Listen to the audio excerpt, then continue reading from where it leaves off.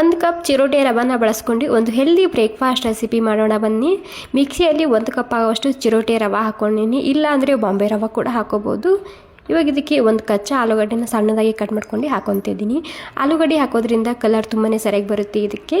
ಮತ್ತು ಒಂದು ಸ್ವಲ್ಪ ನೀರು ಹಾಕ್ಕೊಂಡು ಸ್ಮೂತಾಗಿ ರುಬ್ಕೊಂಡು ತೊಗೋಬೇಕು. ಓಕೆ ನೋಡಿ, ಸ್ಮೂತಾಗಿ ರುಬ್ಕೊಂಡಾಗಿದೆ. ಇವಾಗ ಇದಕ್ಕೆ ಸ್ವಲ್ಪ ತರಕಾರಿ ಸೇರಿಸ್ತಿದ್ದೀನಿ. ಈರುಳ್ಳಿ, ತುರಿದಂತಹ ಕ್ಯಾರೆಟು, ಮೆಣಸಿನ್ಕಾಯಿ, ಜೀರಿಗೆ, ಕರಿಬೇವಿನ ಸೊಪ್ಪು, ಕೊತ್ತಂಬರಿ ಸೊಪ್ಪು, ಕ್ಯಾಬೇಜ್ ಹಾಕ್ಕೊತಿದ್ದೀನಿ ಸ್ವಲ್ಪನೇ, ರುಚಿಗೆ ತಕ್ಕಷ್ಟು ಉಪ್ಪು ಮತ್ತು ಒಂದು ಸ್ವಲ್ಪನೇ ಅಡುಗೆ ಸೋಡಾ ಹಾಕ್ಕೊತಿದ್ದೀನಿ. ಏನೂ ಕೂಡ ಹಾಕೋಬೋದು, ಒಳಗಡೆ ಸರಿಯಾಗಿ ಬೇಯುತ್ತೆ ಹಾಕೋದ್ರಿಂದ. ಇಲ್ಲಿ ಸಣ್ಣ ಒಗ್ಗರಣೆ ಪ್ಯಾನ್ ಇಟ್ಕೊಂಡಿನಿ. ಈ ರೀತಿ ಪ್ಯಾನ್ ಇಲ್ಲ ಅಂದರೆ ಇದರಲ್ಲಿ ನೀವು ಫಡ್ ಕೂಡ ಹಾಕೋಬೋದು, ಉತ್ತಪ್ಪ ಕೂಡ ಮಾಡ್ಕೋಬೋದು, ಬರುತ್ತೆ.